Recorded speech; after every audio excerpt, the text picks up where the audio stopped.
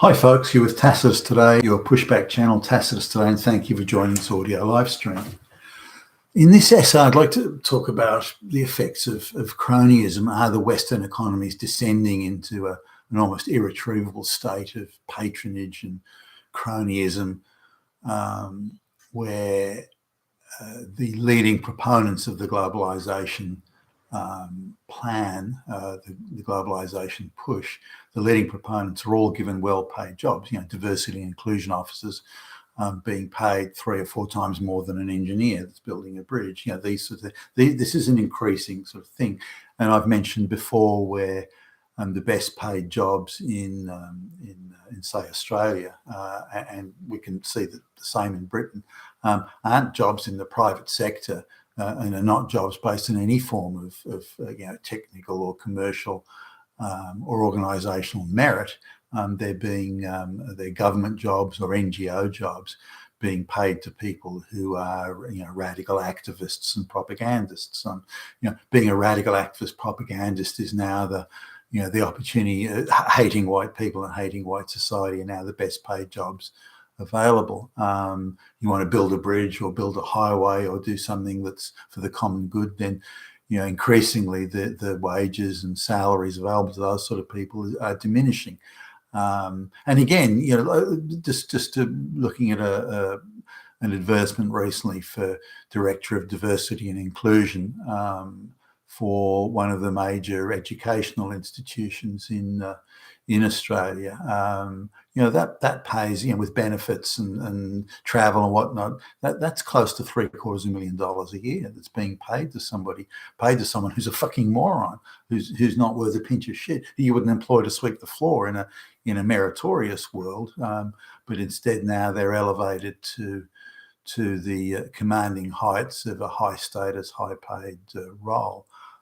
And that sort of money, by the way, if you want to get ahead in a city like Sydney, you kind of need that sort of money anyway. Now, we were recently doing some work and had gone back to have a few more meetings. We were recently doing some work at a company that's not large, maybe 300 or so people, so it's hardly a huge company, but they're completely reliant on government work and taxpayer money, effectively. The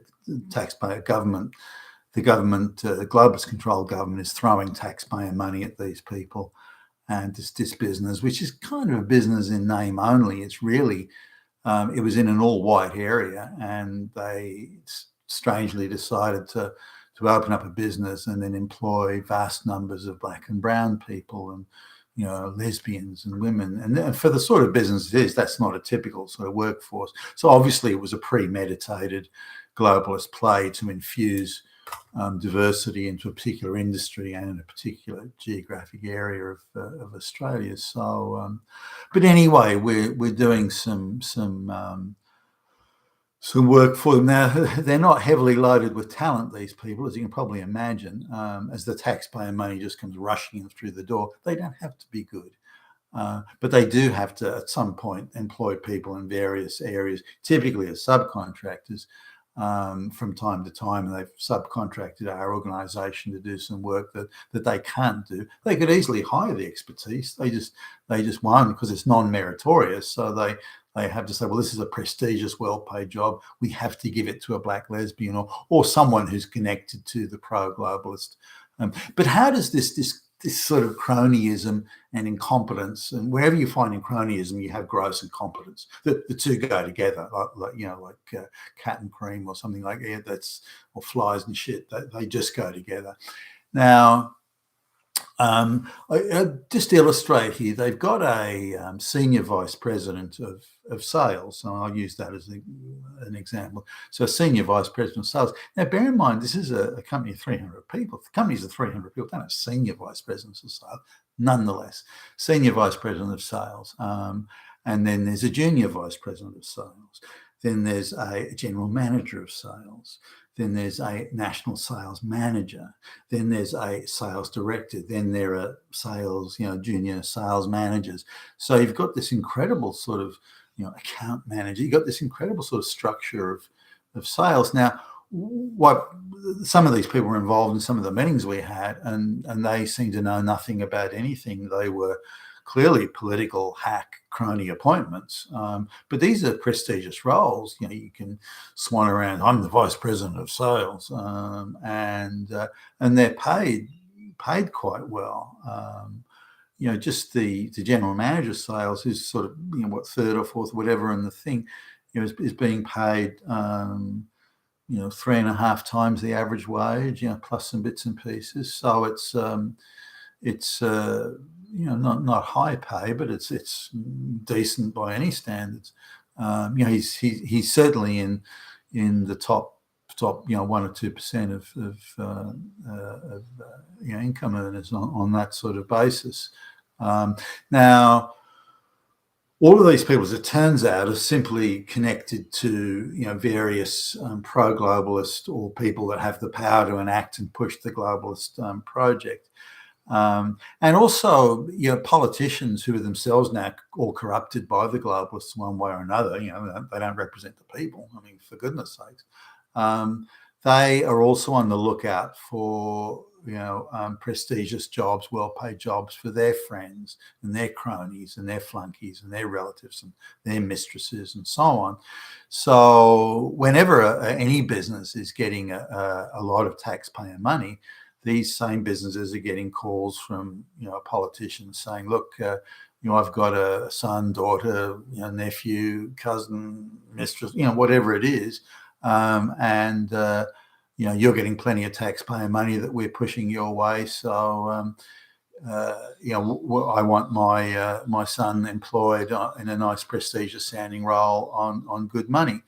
So the CEO of the business go, well, look, actually, we don't, we're only 300 people. It doesn't matter. Just create another layer of management. Just create another class of employee. Just create another division. Have a director of diversity, vice president of diversity, then a director of diversity, then the deputy director of diversity, then assistant deputy director of diversity, then a manager of diversity. Create all these fucking jobs and pay them shitloads of money. You're getting lots of taxpayer dollars, so do that. I mean, do you want the taxpayer dollars to dry up, motherfucker? Then do what I want.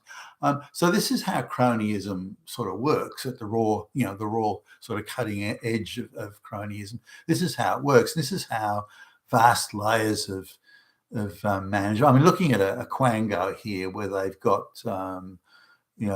executive general manager reporting to the vice president, then a general manager reporting to the executive general manager, then department head managers reporting to and so on. They've got this incredible structure of jobs and layers that they've created, but it's all created for the purpose of cronyism, of putting idiot moron people in who are part of the globalist project, or flunkies that are related to or somehow tied into the globalist project. And it's now the entire sort of economy of the West is now seen as just a ripe piece of fruit for the globalists and their flunkies to take from and to use as rewards for their friends and relatives and so on. Now, not that this sort of never ever happened in the past, but it's now the extent of it. You can't look in any direction now without seeing either vast and all-encompassing cronyism, or seeing a decent amount of cronyism. But just in the best paid jobs in Australia, say the top 50 best paid jobs, only one is in the private sector, and where that job will be decided on any form of merit. That's how bad it is, and that's how poor the Western economies are going to become, and how there is a very small globalist elite that are fantastically enriching themselves and their relatives and flunkies at the expense of the rest of us. You've been with Tacitus today, your Pushback channel. Thank you for listening.